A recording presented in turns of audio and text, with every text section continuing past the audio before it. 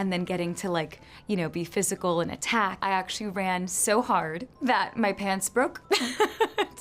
The pants split. Hey guys, it's Sofia Carson and I'm playing Vibe Check with Cosmo UK.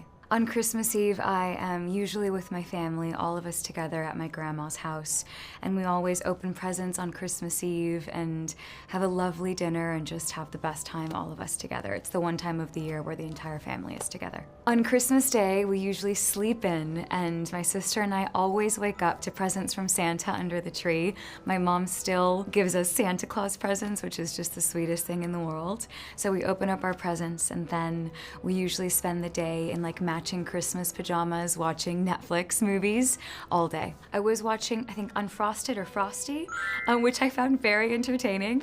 I thought it was great. But I also like watching just like classic films on Netflix as well. Even if they aren't Christmas films, like we'd watch It's Complicated, or, you know, so many of the iconic films that are on Netflix. I think we watched Maestro as well, which I adored. But yeah, there's just something so comforting about, you know, wearing Christmas pajamas and just watching movies on Netflix with the people that you love. Carry On is a Christmas film because it takes place on Christmas Day. It takes place on Christmas Day at LAX on Christmas in the middle of Christmas madness. And at the end of the movie, you're really happy and you're feeling in the holiday spirit because it happens on Christmas. And Jason Bateman's your bad guy on Christmas. Oh, that's tough. I'll say agree because I'm in a thriller called Carry On. And it is quite thrilling. Carry On is very thrilling and very entertaining. I think there's different kinds of thrillers. It could range from, you know, kind of scary, or ours, which is really action-filled and actually really, really exciting. And I also think there's something about the thriller that's almost speaks a universal language, like no matter where you are in the world, everyone loves an entertaining thriller. I am the worst overpacker that has ever existed, and it's not getting any better. I'd just rather have the options, you know, I'd rather just have it all, even though I usually wear the same two things. I think my travel hack is to pack all of my favorite snacks, and I think that's really helpful for me because I travel so often, so being able to kind of have the things that I know I enjoy and make me feel good has made a big difference when traveling. Okay, I'm kind of boring. I'll take I'll take protein, my favorite protein bars. I'll take mixed nuts. I'll buy really large bottles of water. I'll take little packets of oatmeal that I can just kind of make with like some almond butter, and Splenda packets. That's what I take. Big one for me, especially on long haul flights, is making sure I drink like 2 liters of water, and that makes a big difference. I disagree. I think New Year's Eve is always beautiful. It's the beginning of a new year. It's the celebration of a year of your life, looking forward to the future. Sometimes can be emotional depending on, you know, what you're going through, so I understand that. But I always look at it as a chance to look towards the future and look inside of yourself, and I think most of all to be filled with gratitude. Best Christmas present I received.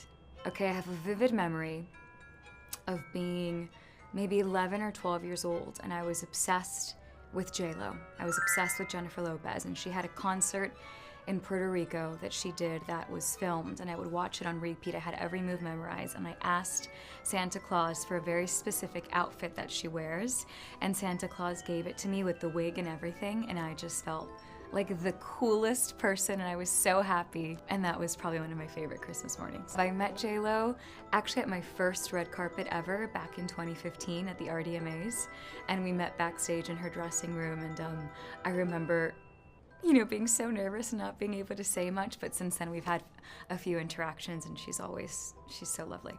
Festive, I think it would be All I Want for Christmas by Mariah Carey. That's a really great question. I think in some way, and I think most actors would tell you, you somehow find a part of yourself in every character that you play. I think there's a lot of me in Nora, because Nora has always been, you know, she was always the girl that got perfect grades, who always was disciplined and knew exactly what she wanted out of life, and that has always been me in a lot of ways as well. So I saw a lot of myself in Nora, but I also saw a lot of myself in Cassie, because she's an artist and so profoundly passionate about her music, and that's what, you know, wakes me up every single day. And then in the movies that I filmed this year, which will be on Netflix next year, and Lifeless and My Oxford Year, I also saw a lot of myself. So I guess in a way I always kind of find myself in my characters. My first interaction with Taron was actually at our chemistry read. So I got the script for this film shortly after Purple Hearts had come out. And I was in the middle of press tour and radio tour for the film. And I think I was in Chicago, and I took a red-eye to LA to meet with Taron in person to chemistry read at Amblin. And I just remember feeling like both of us really clicked as our characters. Like, it was pretty easy and instantaneous. Like, we kind of clicked right into Nora and Ethan, which was a really cool feeling. I remember John, our director, was there, and we were just at first reading the lines, just kind of rehearsing, and Jama kind of got lost in it for a second. He said, sorry, I got taken aback. I felt like I was watching the movie, which was really cool. So with Jason, Nora doesn't have any scenes with Jason, unfortunately, but I've been a huge fan of Jason since forever. I mean, who isn't? He's iconic. And he was on set one day, and I was able to meet him, and he was exactly how I would have pictured him, exactly how you picture Jason Bateman, just so cool and so casual and so collected. And he's just extraordinary in this film. I just wish I had had a scene with him. And it happens often. There are so many times where you film movies with actors and you don't actually ever get to share a scene together. I have two that come to mind. This was my first action movie, so I got to experience filming my first action sequence and working with stunt coordinators at this scope. And when I first read the script, I had one note that if I was going to play this character, we needed to make sure she wasn't going to be a damsel in distress.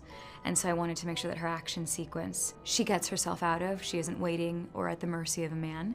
And we did that. So I loved shooting my action sequence and the physicality of all that. And also we were in practical sets, so I was physically being, running through LAX, being chased by high-speed vehicles, and then getting to be physical and attack, and all of that was very cool to be able to shoot an action sequence. And I actually ran so hard that my pants broke doing the action sequence.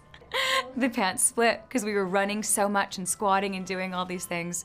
My pants split, so I was like, okay, this is really funny. What am I most excited for right now? For the world to see Carry On. I think it's a beautiful thing to be able to release a film that I think will bring not only families together, but the whole world together. It really does kind of carry the torch that was first lit by the beloved Die Hard, which is merging two of the most beloved genres, an action film and a holiday film, together. And to be able to do it alongside actors of, Jason Bateman and Taron and Danielle's caliber is just extraordinary. And it's a really entertaining and really thrilling film. And I can't wait for everyone to see it. Thank you guys so much for watching, and catch Carry On Netflix.